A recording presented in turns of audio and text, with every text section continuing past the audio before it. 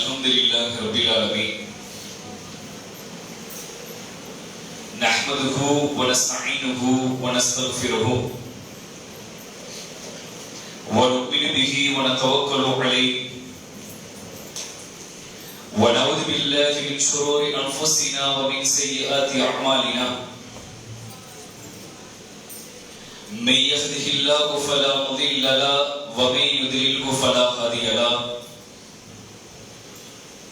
ونشهد أن لا إله إلا الله وحده لا شريك له ونشهد أن محمدا عبده ورسوله أما بعد. اللهم رب اشرح لي صدري ويسر لي أمري واحلل عقدة من لساني يفقهوا قولي. வானங்களையும் பூமியையும் படைத்து அதிலே பல கோடி மனிதர்களையும்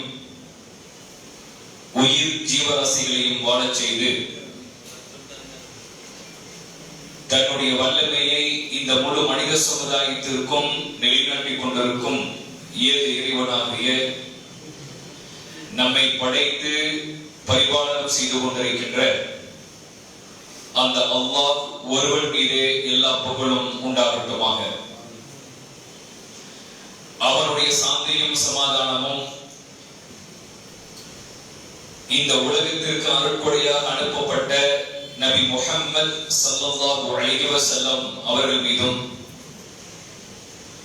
உத்தம சத்திய சஹாபாக்கள் சஹாபிய பெண்மணிகளின் மீதும் குறிப்பாக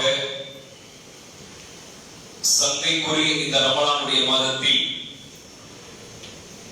நோன்புகளை நோற்றவர்களாகவும் இரவு வணக்கங்களில் ஈடுபட்டவர்களாகவும் அதனை தொடர்ந்து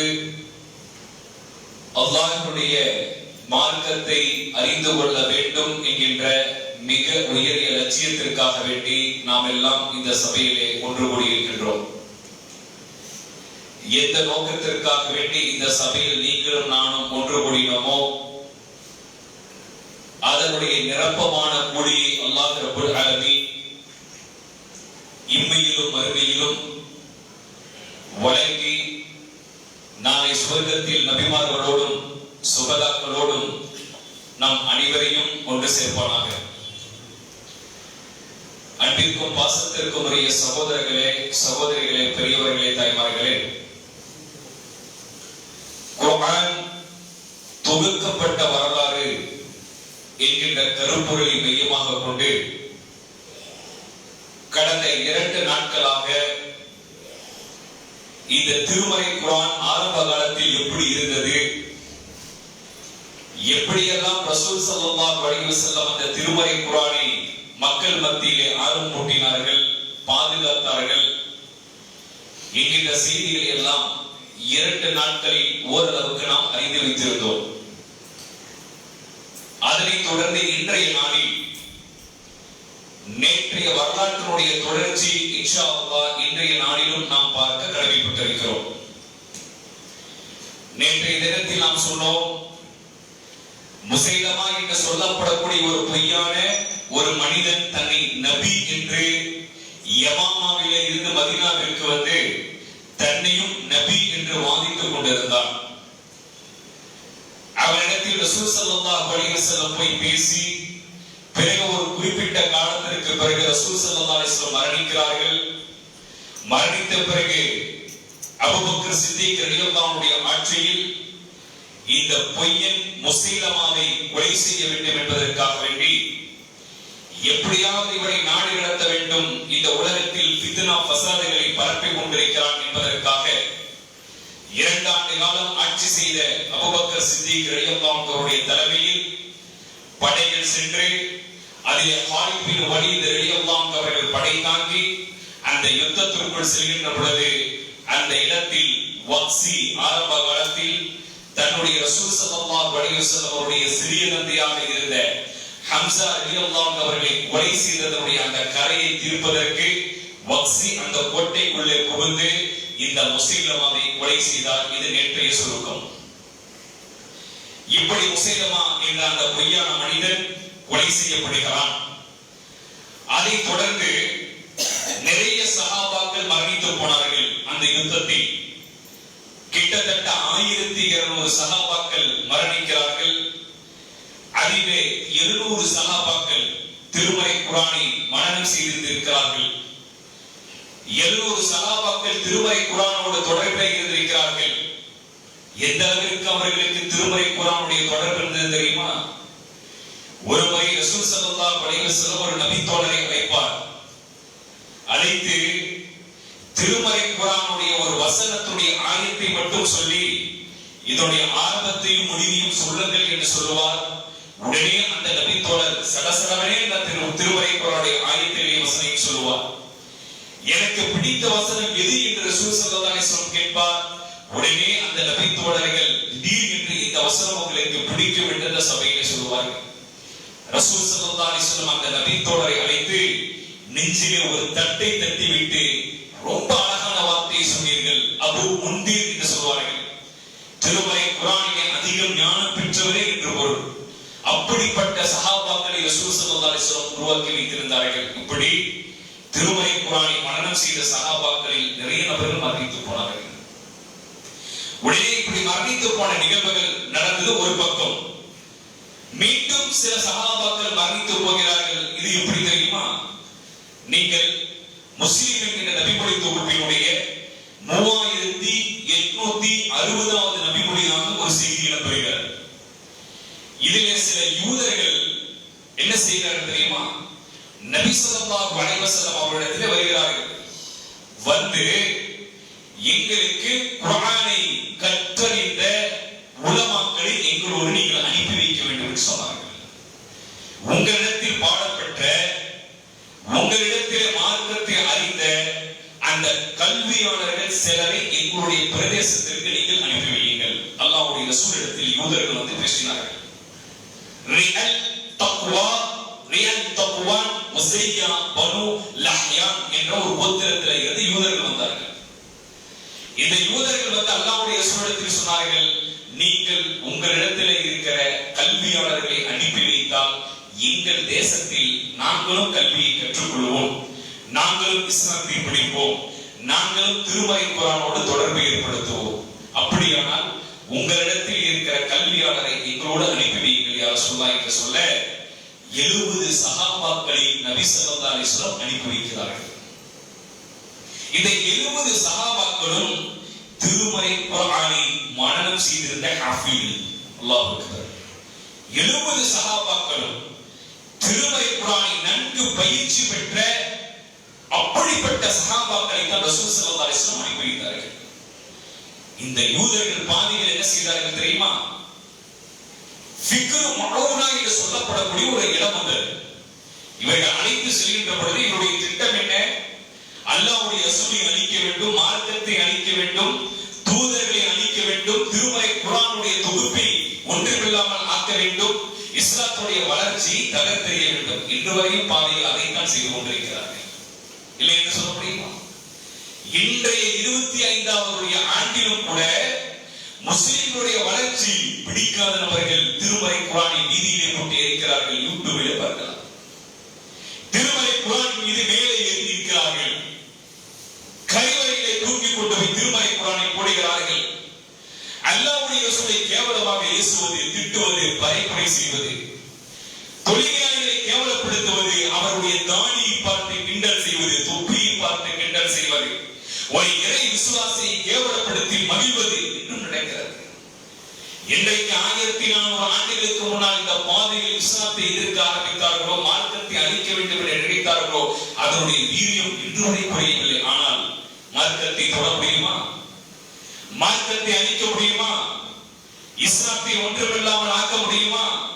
கொம்பாதி கொம்பர்கள் இந்த பூமியிலே உருண்டு பிறண்டு வந்து எதையாவது சொல்லி பொய்யான வதந்திகளை இந்த பூமியிலே பரப்பி திருமறை குர்ஆனுக்கு ஒரு புள்ளியை கூட மாற்ற முடியுமா?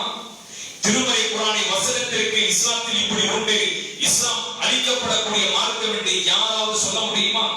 அப்படி அவர்கள் சொன்னால் அவர்கள் சபையிலே நிற்க வைத்து திருமறை குர்ஆனுடைய விளக்கத்தை கூறினால் அவர்களும் சமாதானவாதிகளாக மாறி போய் விடுவார்கள்.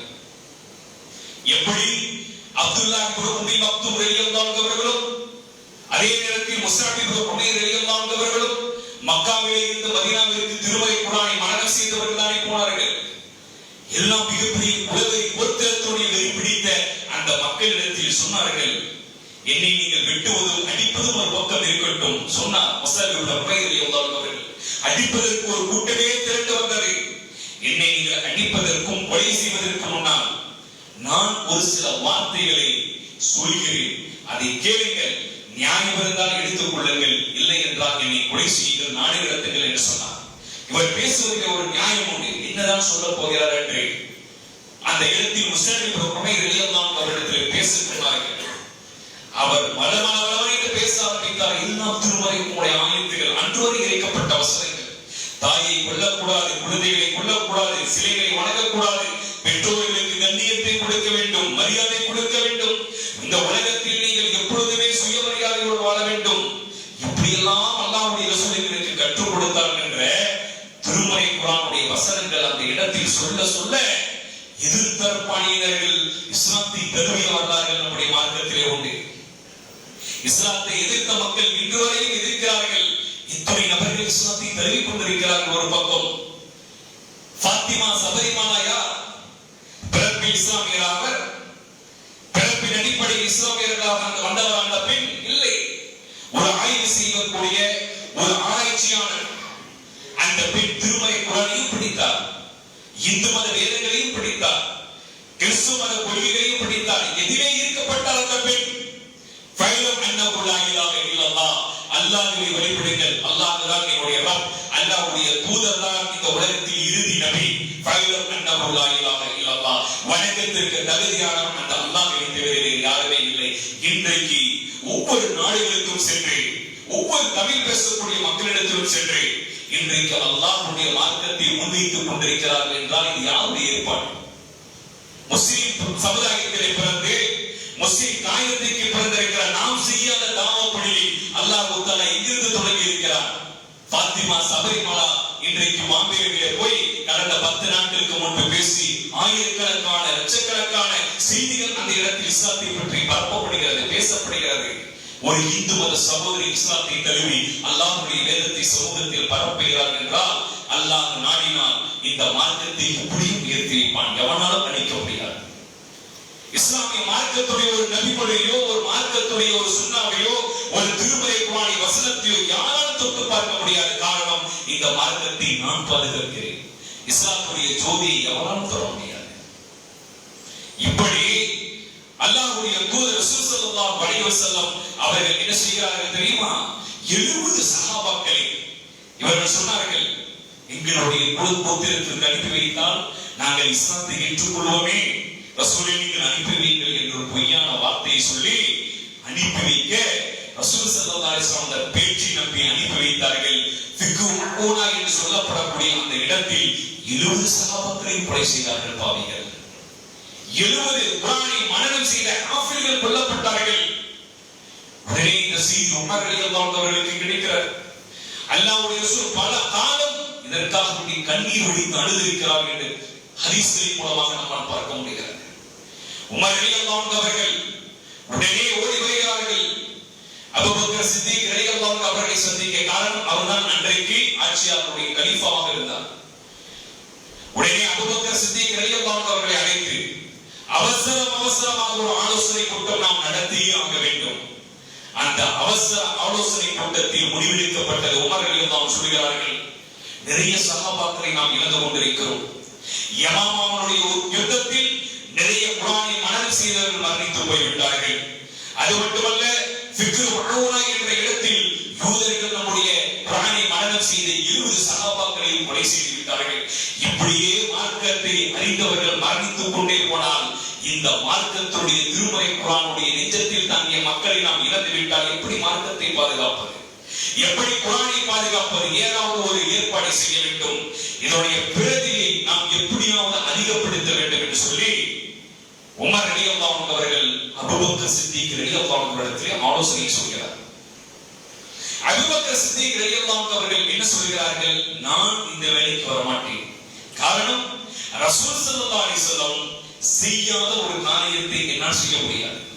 ரசூல் ஸல்லல்லாஹு அலைஹி வஸல்லம் உயிரோடு இருக்கின்ற பொழுது இவர் இப்படி தொகுக்க வேண்டும், எழுதி வைக்க வேண்டும், இப்படி பிரதி எடுக்க வேண்டும் என்று காட்டி தரவில்லை, சொல்லிக் கொடுக்கவில்லை.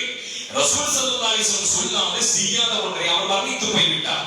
நான் எப்படி இந்த காரியத்தை செய்ய முடியும், என்னால் முடியாது என்று சொன்னார்கள். ஆரம்பத்தில் அபூபக்கர் சித்திக் ரலியல்லாஹு அவர்கள், பிறகு மீண்டும் உமர் ரலியல்லாஹு வந்து அபூபக்கர் சித்திக் ரலியல்லாஹு அவர்களை அமர வைத்து தன் பக்கத்தில் இருக்கிற ஞானத்தை எல்லாம் சொன்னார்கள்.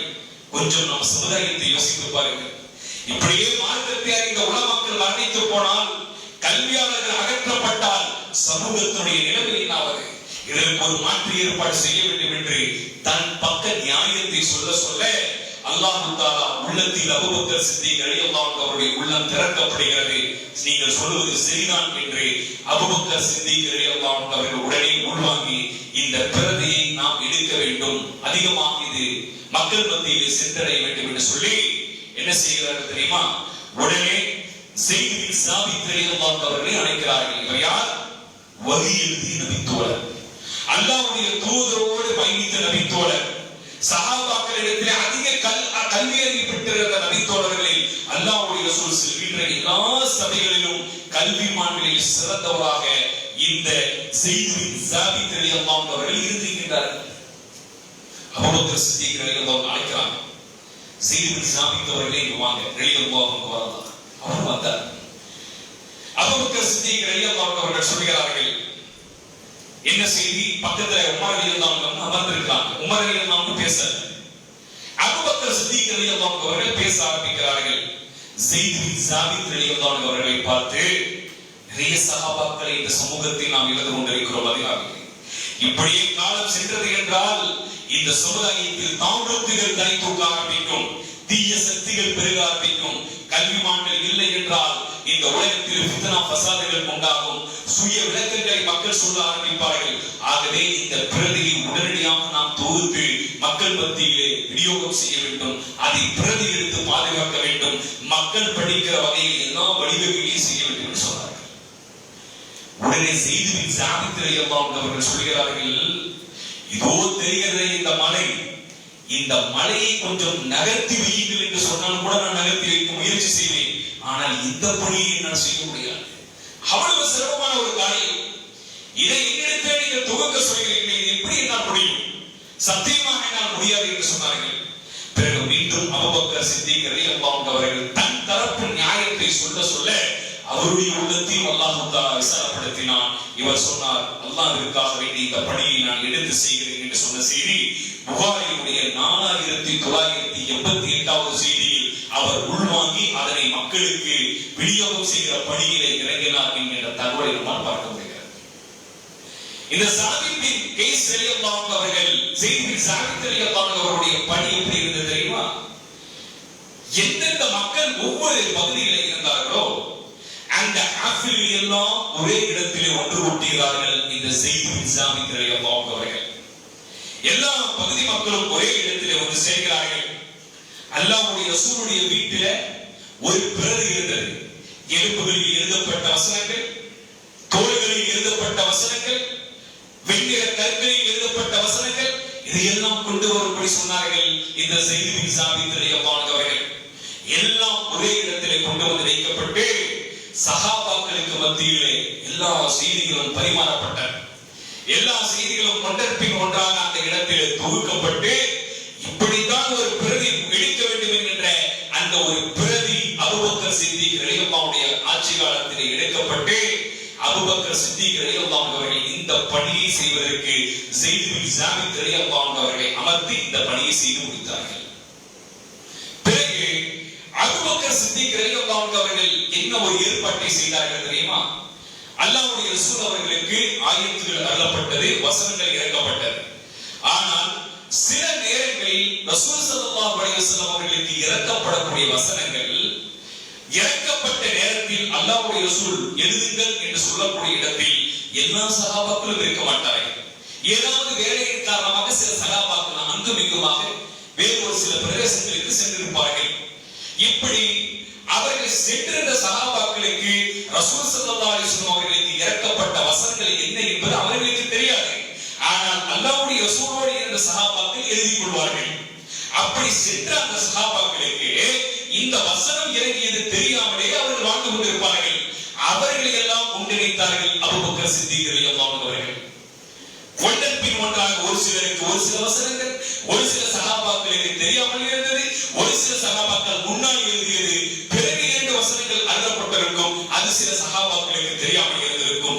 இதையெல்லாம் நாம் ஆய்வு செய்ய வேண்டும் என்பதற்காக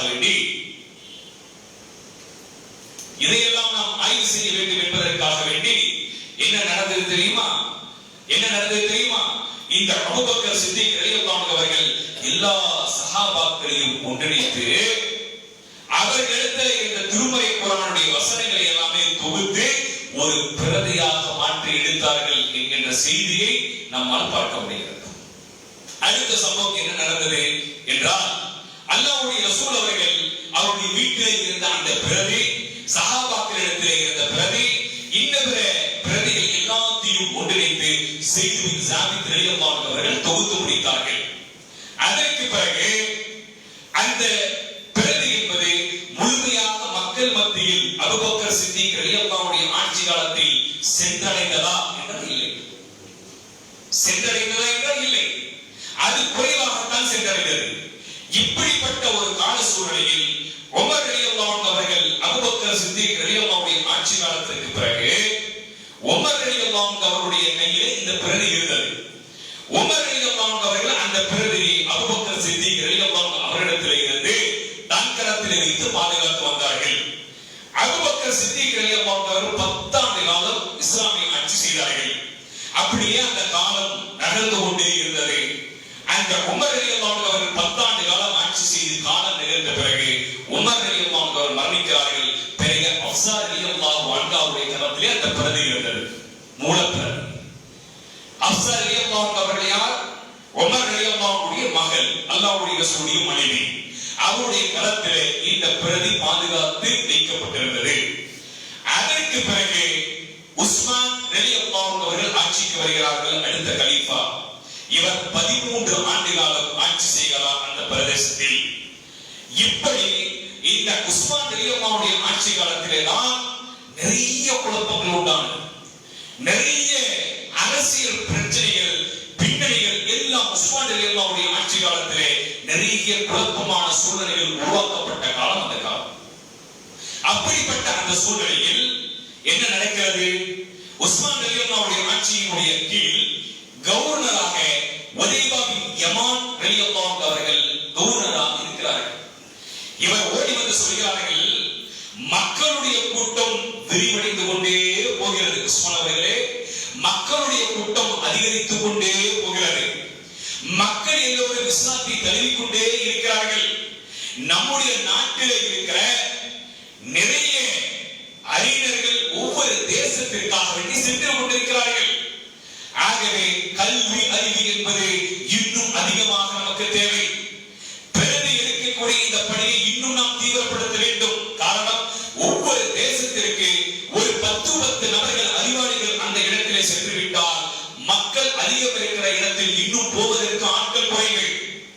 மேலும் இந்த உலகத்தில் இஸ்லாமிய மார்க்கத்தை படிக்க தூண்டுகிற நிறைய நபர்கள் நமக்கு வேண்டும். ஆகவே அன்றைக்கு இருந்த காலகட்டம் மேலே நம்முடைய ஆட்சியாளர்களுக்கு பிறகு நீங்கள் ஆட்சி தளபதியாக இருக்கிறீர்கள், கலீஃபாவாக.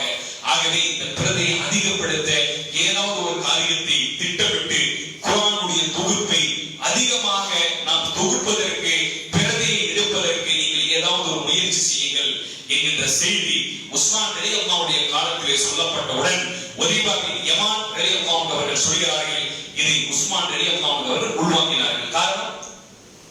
காரணம் என்ன? அபூபக்கர் சித்திக் ரலியல்லாஹு அன்ஹு அவர்கள் பயந்தார்கள், மக்கள் மத்தியில் குழப்பம் உண்டாகிவிடுமோ, இந்த சமுதாயத்திலே ஃபித்னா ஃபசாதுகள் சுய அறிவின் அடிப்படையில் மக்கள் விளக்கத்தை கொடுப்பார்களோ என்று பயந்துதான் உமர் ரலியல்லாஹு அன்ஹு அவர்கள் ஓடி வந்து அதற்குண்டான மூலப்பிரதியை அதிகப்படுத்துமாறு பேசினார்கள் அபூபக்கர் சித்திக் ரலியல்லாஹு அன்ஹு அவர்கள். எதை அபூபக்கர் சித்திக் ரலியல்லாஹு அன்ஹு அவர்கள் பயந்தார்களோ, உமர் ரலியல்லாஹு அன்ஹு அவர்கள் பயந்தார்களோ, அதைத்தான் உஸ்மான் ரலியல்லாஹு அன்ஹு அவர்கள் பயந்து இந்த பிரதியை நாம் முழுமைப்படுத்தி மக்கள் மத்தியில் விரிவடைய செய்ய வேண்டும் என்கின்ற ஒரு செய்தியை, ஒரு ஏற்பாட்டை ஆலோசனையாக எடுத்து அந்த காரியத்தை அவர்கள் செய்ய ஆரம்பிக்கிறார்கள். கிட்டத்தட்ட 30 ஜுசுக்கள் 114 அத்தியாயங்கள் யாருடைய காலத்திலே தொகுக்கப்பட்டது என்றால் அது 1 by 1 ஆக அப்படியே வரிசை பிரகாரம் எப்படி அது வந்தது என்றால் உஸ்மான் ரலியல்லாஹுடைய ஆட்சி காலத்திலே தான் அது முழுமையாக கொண்டு வரப்பட்டது. நபி ஸல்லல்லாஹு அலைஹி வஸல்லம் காலத்துல நீங்கள் சில நபிமொழிகளை பார்க்கலாம். அல்லாஹ்வுடைய ரசூல் அவர்கள் என்ன செய்வார்கள் தெரியுமா? இரவு நேரத்தில் தொழுவார்கள், 2வது அத்தியாயத்தை ஓதுவார்கள். 2வது அத்தியாயத்திற்கு பிறகு ஆலி இம்ரான் 3வது அத்தியாயம் தான் ஓதப்பட வேண்டும். இன்றைக்கு நம்முடைய அறிவை கொண்டு யோசித்தார். ஆனால் ரசூல் ஸல்லல்லாஹு அலைஹி வஸல்லம் 2வது அத்தியாயத்திற்கு பிறகு 4வது அத்தியாயமாக இருக்கிற அன்னிசாவை ஓதி தொழுகை நடத்தி இருக்கிறார்கள் ஆரம்ப காலத்தில். சஹாபாக்கள் இன்றைக்கு இருப்பதை போல முதல் அல் ஃபாத்திஹா, 2வது அல் பக்ரா, 3வது ஆலி இம்ரான் என்றெல்லாம் அவர்கள் வறுமையாக அவர்கள் வரிசைப்படுத்தவில்லை. 1வது இடத்தில் 4வது இடத்தையும், 4வது இடத்தில் இருப்பதை 5வது இடத்திலும் இப்படி மாறி மாறிதான் சஹாபாக்கள் இடத்தில் இந்த அத்தியாயங்கள் என்பது அல்லாஹ்வுடைய ரசூலுடைய காலத்தில் இப்படி இருந்தது. ஒரு நாட்டை சார்ந்த ஒரு நபர் வருகிறார். ஆயிஷா ரலியல்லாஹு அன்ஹா இடத்திலே கேட்டார்கள், உங்கள் வீட்டில் இருக்கிற அந்த மூல பிரதியை கொடுங்கள் என்று சொன்னார். ஆயிஷா ரலியல்லாஹு அன்ஹா வீட்டிலே இருக்கிற உங்களுடைய அந்த மூல பிரதியை கொடுங்கள், குர்ஆனை கொடுங்கள் என்று கேட்க அந்த இடத்தில் ஆயிஷா ரலியல்லாஹு அன்ஹா கேட்டார்கள், எதற்காக இந்த மூல பிரதியை நீங்கள் கேட்கிறீர்கள்? அவர் சொன்னார், குர்ஆனுடைய வரிசைப்படுத்துதலை நாங்களும் எங்களுடைய நாடுகளில் சரி செய்து கொள்வதற்காக வேண்டி என்று சொன்னார். உடனே ஆயிஷா ரலியல்லாஹு அன்ஹா அவர்கள் சொன்னார்கள், நீங்கள் குர்ஆனுடைய ஆயத்துகளை வசனங்களை முன்னால் ஓதினாலும் பின்னால் ஓதினாலும் உமக்கு எந்த கேடும் ஏற்படாது, நீங்கள் சென்று விடுங்கள் என்று சொன்ன செய்தி நம்மால் நபிமொழி தொகுப்புகளில் பார்க்கப்படுகிறது. அப்படியானால் ஆரம்ப காலத்தில் தொகுப்பான திருமறை குர்ஆனுடைய செட்டப் முறை இல்லை. அல்லாஹ்வுடைய ரசூல் காலத்தில் அப்படித்தான் இருந்தது. இதை வரிசைப்படுத்துகிற பணியை செய்தவர் யார் என்றால் இந்த உஸ்மான் ரலியல்லாஹு அன்ஹுடைய காலத்தில் தான் செய்தார்கள். அபூபக்கர் சித்திக் ரலியல்லாஹு அன்ஹு அவர்கள் என்ன செய்தார்கள்? அவருடைய சக்திக்குட்பட்டு பிரதிகள் தொகுக்கப்பட்டு அங்கும் இங்குமாக சிதறி கிடந்த மதீனாவாசிகள், நஜ்த் தேசத்திலே இருக்கிற மக்கள், இன்னபிற பகுதியிலே இருக்கிற மக்களை எல்லாம் ஒன்று திரட்டி எந்த வசனம் முன்னால் வந்தது, எது பின்னால் இறங்கியது, எப்படி அது அமைக்கப்பட வேண்டும் என்பதையெல்லாம் தொகுத்தவர் அபூபக்கர் சித்திக் ரலியல்லாஹு அன்ஹு அவர்கள். உஸ்மான் ரலியல்லாஹு அன்ஹு அவர்கள் அத்தியாயத்தை வரிசைப்படுத்தினார்கள். இப்படி வரிசைப்படுத்தப்பட்டு ஒரு முழு குர்ஆனுடைய தொகுப்பாக அது அமைக்கப்பட்டு அதனுடைய மூல பிரதியை துருக்கி நாட்டினுடைய இஸ்தான்புல் என்று சொல்லப்படக்கூடிய அருங்காட்சியகத்தில் இன்றைக்கும் உஸ்மான் ரலியல்லாஹு அன்ஹுடைய பிரதி உண்டு. ரஷ்யா நாட்டினுடைய தாஸ்கண்ட் என்று சொல்லப்படக்கூடிய பிரதேசத்திலும் அருங்காட்சியகத்திலே அந்த மூல பிரதியை வைத்திருக்கிறார்கள். இப்படிதான் இந்த திருமறை குர்ஆனுடைய தொகுப்பு என்பது அல்லாஹ்வுடைய ரசூலுடைய காலத்திலே இருந்து உஸ்மான் ரலியல்லாஹு அன்ஹுடைய காலம் வரை அப்படியே கொஞ்சம் கொஞ்சமாக பல சஹாபாக்களுடைய முயற்சியின் அடிப்படையில் தொகுக்கப்பட்டு வந்தது. அதற்கு பிறகு ஒரு மாற்றம் நடந்தது. அந்த மாற்றம் என்ன தெரியுமா? யாருக்காவது தெரியுமா? சொல்லுங்க. அதற்கு பிறகு ஒரு ஆட்சியாளருடைய காலத்தில் ஒரு மாற்றம் நடந்தது. அந்த மாற்றத்தை நீங்கள் பாருங்கள். என்ன ஒரு மாற்றமாக இருந்தது என்றால், ஹிஜ்ரி 25ஆம் ஆண்டுதான் இந்த உஸ்மான் ரலியல்லாஹு அன்ஹு அவர்கள் இந்த திருமறை குர்ஆனுடைய தொகுப்பினுடைய முடிவை செய்து முடித்தார்கள். அதற்கு பிறகு எப்படி இருந்தது? உஸ்மான் ரலியல்லாஹு அன்ஹுடைய ஆட்சி காலத்திலே அவர்கள் தொகுக்கப்பட்ட திருமறை குர்ஆனுடைய தொகுப்பை எடுத்து பார்த்தால் அதில் என்ன இருக்காது? ஃபத்ஹ் கஸர் லம் என்று சொல்லப்படக்கூடிய அந்த மேல் குறியீடு, கீழ் குறியீடு, சுக்குன் என்பதெல்லாம் இருக்காது. சத்து மத்தெல்லாம் இருக்காது. ஏன்னா அவர்கள் தாய்மொழி அரபி, அவர்கள் பேசுவது அரபி, அவர்கள் கொடுக்கல் வாங்கல் வியாபாரம் செய்வது அரபி. ஆகவே அந்த இன்றைக்கும் நீங்கள் இன்டர்நெட்ல நீங்கள் அடித்து ஆரம்ப காலத்தில் இருக்கிற திருமறை குர்ஆனுடைய வசனங்களுடைய அந்த வடிவம் எப்படி என்று பார்த்தால் அதில் ஜபர், ஜேர், பேஸ், சுக்குன், கஸ்ர், லம், சத்து மத் எதுவுமே இருக்காது. நம்மால் புரிந்து கொள்ளவே முடியாது. அது எப்படி படிப்பது என்று நமக்கு தெரியாது. ஆனால் சஹாபாக்களுக்கு தெரியும், அல்லாஹ்வுடைய ரசூலுக்கு தெரியும். அவருடைய தாய்மொழி அரபியில் இருந்த காரணத்தினால் அது அவர்களுக்கு எளிமையாக இருந்தது. உஸ்மான் ரலியல்லாஹு அன்ஹுடைய ஆட்சி காலத்திலும் அப்படித்தான் குர்ஆன் தொகுக்கப்பட்டு இதெல்லாம் அருங்காட்சியகத்திலும் நிறைய சஹாபாக்கள் பிரதிகளாக எடுத்து கையில் வைத்திருந்தார்கள். அதற்கு பிறகு ஹிஜ்ரி 66 இருந்து 86 வரை, கிபி 685 இருந்து ஆட்சி செய்த உமையா என்ற ஆட்சியாளர் 5வது கலீஃபாவாக அந்த சமுதாயத்திலே இருக்கிறார். ஈராக்கில் இருக்கிற கவர்னராக அல் ஹஜ்ஜாஜ் என்பவர் என்ன செய்கிறார் தெரியுமா? இதற்கு மக்கள் சுலபமாக படிக்க வேண்டும் என்றால் அதற்குரிய குறியீடு வேண்டும். அந்த குறியீடு இருந்தால்தான் அந்த திருமறை குர்ஆனை மக்கள் சுலபமாக ஓதுவதற்கு எளிமையாக இருக்க முடியும் என்பதற்காக இவருடைய ஆட்சி காலத்தில் அந்த குறியீடுகள் எல்லாம் தொகுக்கப்பட்ட ஒரு முழுமையான குர்ஆனாக இன்றைக்கு நாம் படிக்கிற குர்ஆன் அவருடைய ஆட்சி காலத்தில் இருந்து வந்தது. இதுதான் திருமறை குர்ஆன் தொகுக்கப்பட்டதுடைய வரலாறு. இதனுடைய சுருக்கத்தை நான் மீண்டும் உங்களுக்கு ஒரு முறை சொல்கிறேன். ஆரம்ப காலத்தில் நபி ஸல்லல்லாஹு அலைஹி வஸல்லம் அவர்களுக்கு ஒளி அடிப்படையில், அதாவது வஹியாக ஓதுதல் அடிப்படையில் தான் ஜிப்ரீல் அலைஹிஸ்ஸலாத்து வஸலாம் அவர்கள் இந்த திருமறை குர்ஆனை வசனங்களை கொஞ்சம் கொஞ்சமாக ஒவ்வொரு காலகட்டத்திலும் அல்லாஹ்வுடைய ரசூலுக்கு கொண்டு வந்து சேர்த்தார்கள். பிறகு அல்லாஹ்வுடைய தூதர் அவர்கள் சஹாபாக்களிடத்திலே இறங்கிய வசனங்களை எல்லாம் கொஞ்சம் கொஞ்சமாக சொல்கிறார்கள். சஹாபாக்களும் உள்ளத்திலே மனனம் செய்து கொள்வார்கள். பிறகு இந்த திருமறை குர்ஆன் பாதுகாக்கப்படுவதற்கு அல்லாஹ் செய்த அடுத்த ஏற்பாடு 5 நேர தொழுகைகளில் நீங்கள் இதனை ஓதியாக வேண்டும் என்பது. ஃபஜ்ரிலும் மஹரிபிலும் இஷாவிலும் நாம் சப்தமிட்டு ஓத வேண்டும். தனிப்பட்ட முறையில் தொழுவது, நஃபிலும் இது போன்ற 7 நேர வழக்குகளில் தொழுகின்ற பொழுதும் திருமறை குர்ஆனை ஆயத்தில் ஓதிதான் நாம் தொழ வேண்டும் என்கின்ற ஒரு அமைப்பு முறையை கொண்டு வந்து இந்த குர்ஆனுடைய வசனங்களை மறக்காமல் இருப்பதற்கு அல்லாஹ் செய்த ஏற்பாடு. அடுத்து ரசூல் ஸல்லல்லாஹு அலைஹி வஸல்லம் எல்லா சஹாபாக்களையும் ஒன்றிணைத்து குர்ஆனுடைய சிறப்புகள், குர்ஆனுடைய தன்மைகள், குர்ஆனை மனனம் செய்து தானும் கற்று பிறருக்கு கற்றுக் கொடுப்பவர்தான் உங்களிலே சிறந்தவர்.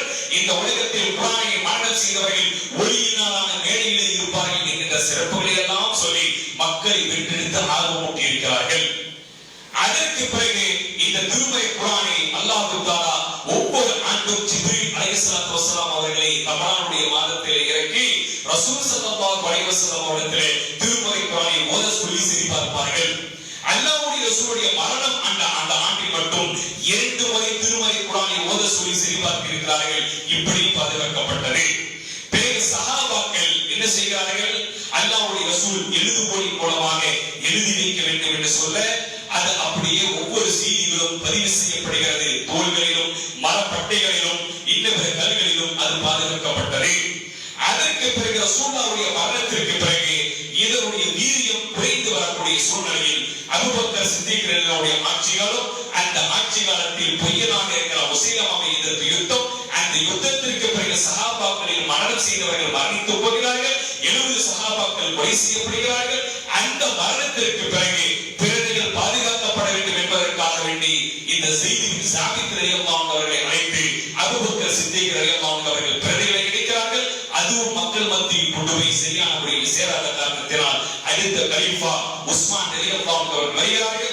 அவர்கள் வந்து இந்த திருமறை குர்ஆனுடைய வரிசை முறையை ஒழுங்குபடுத்தி மக்கள் மத்தியிலே இன்றைக்கு நாம் ஓதுகிற திருமறை குர்ஆனை கையில் கொடுத்தார்கள். இதுதான் திருமறை குர்ஆன் தொடுக்கப்பட்ட வரலாறுடைய சிறிய சாராம்சம். ஆக அன்பிற்குரிய சகோதரர்களே, சகோதரிகள், இந்த 3 நாட்கள் அல்லாஹ்வுடைய மிகப்பெரிய உதவியை கொண்டு இது போன்ற வரலாற்று சம்பவங்களை தேடி கண்டுபிடித்து படித்து நாமும் அறிந்து கொண்டோம் என்றால் அல்லாஹ்வுடைய மிகப்பெரிய அருள் இது. இது போன்ற செய்திகளை நாம் மட்டும் அறிவது மட்டுமல்லாமல் பிறருக்கும் இந்த செய்திகளை எடுத்துக் கொண்டு போய் சேர்க்க வேண்டும். கண்ணியத்திற்குரிய சங்கைக்குரிய ரமலானுடைய மாதத்தில் நாமும் திருமறை குர்ஆனை கொஞ்சம் படிக்க வேண்டும். 40 வயதை கடந்தும் 50 வயதை கடந்தும் இன்றும் திருமறை குர்ஆனுடைய ஒரு எழுத்து கூட தெரியாமல் நாம் எல்லாம் வாழ்ந்து கொண்டிருக்கிறோமே. நாமும் கொஞ்சம் முயற்சி செய்து திருமறை குர்ஆனை கொஞ்சம் படித்து அல்லாஹ்விடத்திலே கண்ணீர் வடித்து, யா அல்லாஹ் எனக்கும் இந்த பாக்கியத்தை கொடு. எவ்வளவோ சஹாபாக்கள் முயற்சி செய்து தொகுக்கப்பட்ட இந்த திருமறை குர்ஆனை நானும் என்னுடைய வாழ்க்கையில் ஓத வேண்டும், நானும் படிக்க வேண்டும், பிறருக்கு நான் போதிக்க வேண்டும் என்று கண் கலங்கிய அந்த திருமறை குர்ஆனோடு நம்முடைய வாழ்வை ஒன்றிணைத்து வாழ்வதற்கு வல்ல ரஹ்மான் நமக்கு அருள் புரிய வேண்டும். இறுதியாக ஒரு செய்தி. கண்ணியத்திற்குரிய சகோதரர்களே, அல்லாஹ்வுடைய ரசூலை பார்த்த, அல்லாஹ்வுடைய ரசூலை மட்டுமல்ல எல்லா நபித்தோழர்கள் எல்லா நபிமார்களையும் பார்த்த, வஹியை கொண்டு வந்த ஜிப்ரீல் அலைஹிஸ்ஸலாத்து வஸலாம் அவர்கள் இன்னும் கொஞ்ச நாட்களில் இந்த பூமிக்கு, இந்த இறை இல்லத்தில் நம்மோடு வந்து தொழ போகிறார்கள். இன்ஷா அல்லாஹ். அது எந்த தினம்? எந்த தினம்? லைலத்துல் கத்ர் என்ற ஒரு இரவு. அந்த வானவர் தலைவர் ஜிப்ரீல் அலைஹிஸ்ஸலாத்து வஸலாம் நம்மோடு அந்த அதிகாலை நேரம் வரை நம்மோடு இருக்க போகிறார்கள். திருமறை குர்ஆன் இறக்கப்பட்ட மாதம் ஷஹ்ரு ரமலான் அல்லதி உன்சில ஃபீஹில் குர்ஆன், நன்மையும் தீமையும் பிரித்தறிவிக்கப்பட்ட மாதம். நேரான வழி இது, தவறான வழி என்பதை இந்த மனித சமுதாயத்திற்கு பிரித்து அறிவிக்கக்கூடிய வேதத்தை அல்லாஹ் இறக்கிய மாதம். 1000 வருடங்களை காட்டிலும் சிறந்த ஒரு இரவு. அப்படிப்பட்ட அந்த நாளில் நம்மோடு ஜிப்ரீல் அலைஹிஸ்ஸலாத்து வஸலாம் அவர்களும் ஏனைய எல்லா மலக்குகளும் அதிகாலை நேரம் வரை அல்லாஹ்வுடைய அருளை சுமந்து கொண்டு இந்த பூமிக்கு வரப்போகிறார்கள். நாமும் தயாராக வேண்டும். அவர்கள் தயாராக இருக்கிறார்கள் இந்த பூமிக்கு இறங்க. அந்த இரவில் சத்தியமாக வருவார்கள். திருமறை குர்ஆன் சொல்கிறது, வானவர்கள் சம்பசமாக இறங்குவார்கள். அந்த அதிகாலை நேரம் வரை இருப்பார்கள்.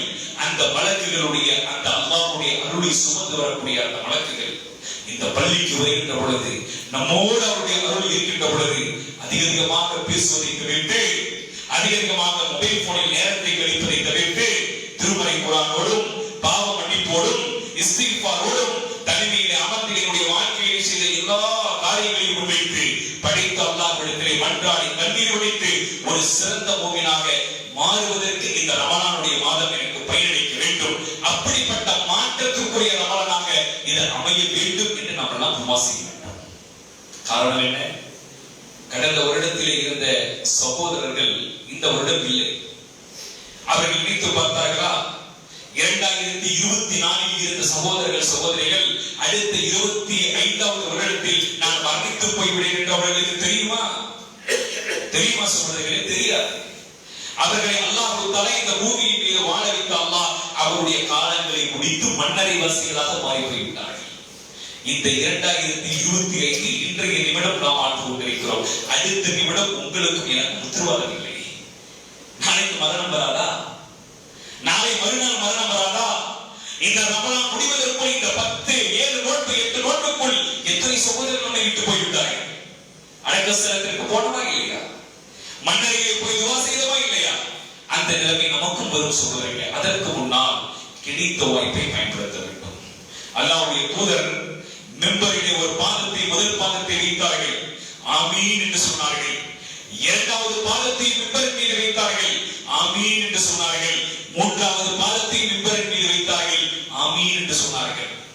சஹாபாக்களுக்கு ஒன்றும் புரியவில்லை. யா ரசூலல்லாஹ், வழக்கத்திற்கு மாற்றமாக நீங்கள் ஆமீன் ஆமீன் ஆமீன் என்று சொன்னீர்கள், என்ன காரணம்? ஜிப்ரீல் அலைஹிஸ்ஸலாத்து வஸலாம் இடத்திலே வந்தார். நான் என்னுடைய பாதத்தை முதல் படிக்கட்டில் வைத்த பொழுது அவர் சொன்னார், யாருக்கு தாய் தந்தைகளில் ஒருவரோ இருவரோ இருந்து அவர்களுக்கு பணிவிடை செய்வதன் மூலம் சொர்க்கம் செல்கிற பாக்கியத்தை எவன் இழந்தானோ அவன் நாசமடைந்து விட்டு ஜிப்ரீல் அலைஹிஸ்ஸலாத்து வஸலாம் சொன்னார், நான் ஆமீன் என்று சொன்னேன். தாய் தந்தைகள் இருந்தால் கண்ணியப்படுத்துங்கள். தாய் தந்தை இருந்தால் போதுதாபத்தோடு இருந்தால் அதையெல்லாம் தூக்கி வீசுங்கள். தாய் தந்தை இடத்திலே இறகுகளை விரிப்பதை போல அன்பு காட்டுங்கள். காரணம், நாம் இந்த பூமியில் பிறப்பதற்கு காரணமாக இருந்த அவர்களை அரவணைப்பதும் அவர்களை மனநோவினைப்படுத்தாமல் இருப்பதும் நம்முடைய பொறுப்பு என்பதை உணருங்கள். இரண்டாவது, அல்லாஹ்வுடைய ரசூல் இரண்டாவது பாதத்திலே காண்பித்தார்கள். ஏன் ஆமீன் என்று சொன்னீர்கள் என்று கேட்ட பொழுது அல்லாஹ்வுடைய தூதருடைய பெயர் சொல்லப்பட்டு எந்த இடத்தில் அவர் மீது ஸலவாத்து சொல்லப்படவில்லையோ அவன், அந்த ஆண் பெண் நாசமடையட்டும் என்று ஜிப்ரீல் அலைஹிஸ்ஸலாத்து வஸலாம் என்னிடத்திலே சொன்னார். நான் ஆமீன் என்று சொன்னேன். மூன்றாவது என்ன? ரமலானுடைய மாதம் வந்தும் அந்த ரமலானுடைய மாதத்தில் இவர்களுடைய பாவங்கள், யாருடைய பாவங்களும் மன்னிக்கப்படாமல் வெறும் கையோடு இந்த ரமலானுடைய மாதத்தை யார் திரும்ப அனுப்பினார்களோ, ரமலானுடைய மாதத்தில் எந்த வித்தியாசமும் இல்லை. ஏனைய 11 மாதங்களில் எப்படி வாழ்ந்தாலோ அதே போல இந்த மாதத்தில் வாழ்வோம். ஏனைய 11 மாதத்தில் எப்படி உடைய வாழ்வை கழித்தாலோ அதே போல இந்த மாதத்திலும் கழிப்பது. வெறுமனே உண்பதும் வருகுவதும் உணவில்லாமல் இருப்பதும் பசியோடு இருப்பதும் அல்லாஹ்விற்கு தேவையில்லை சகோதரர்களே. இது மாற்றத்திற்குரிய ரமலானாக இருக்க வேண்டும். 4 பொய் மற்ற நாட்களில் சொல்லி இருந்தால் பொய் பேசுவதனால் எந்த ஒரு நன்மையும் எனக்கு இல்லை. அல்லாஹ்விடத்தில் நான் குற்றவாளியாக மாறுவேன். நான் பொய் பேசுவதிலே இருந்து விலக வேண்டும், புறம் பேசுவதிலே இருந்து விலக வேண்டும். நான் தொழுகையாளி இல்லாமல் இருந்தால் நான் தொழுகையாளியாக மாறுவேன் என்ற சபதம் கிடைக்கிற மாதம் இந்த ரமலானுக்குரிய மாதம். நம்முடைய பாவங்களை எல்லாம் பட்டியலிட்டு ஒரு இடத்திலே வந்து தனிமையிலே அமர்ந்து பாவத்தை எல்லாம் அல்லாஹ்விடத்திலே சொல்லி மன்றாடி கண்ணீர் வடித்து, யா அல்லாஹ், இந்த பூமியை விட்டு பிரிகின்ற பொழுது நான் ஒரு முஸ்லிமாக, இறை விசுவாசியாக, தக்வாவுடையவனாக, உன்னுடைய அருளை சுமந்தவனாக இந்த பூமியை விட்டு நான் விடைபெற வேண்டும் யா அல்லாஹ். எந்த சஹாபாக்களும் இந்த நபிமார்களும் இந்த லட்சிய பயணத்தில் நடந்தார்களோ அதே போன்ற ஒரு வாழ்வை எனக்கு நீ வழங்கு யா அல்லாஹ், வழங்கு யா அல்லாஹ் என்ற துஆவோடு இந்த உலகத்தை விட்டு நாம் விடைபெறுவோம். அதற்குரிய பக்குவத்தையும் வாக்கியத்தையும் வல்ல ரஹ்மான் நம் அனைவருக்கும் தந்து அருள் புரிய வேண்டும் என்ற பிரார்த்தனையோடு என்னுடைய இந்த உரையை நான் நிறைவு செய்கின்றேன். வாஹிரு தஅவானா அல்ஹம்துலில்லாஹி ரப்பில் ஆலமீன். வஸ்ஸலாமு அலைக்கும் வரஹ்மத்துல்லாஹி வபரகாத்துஹு.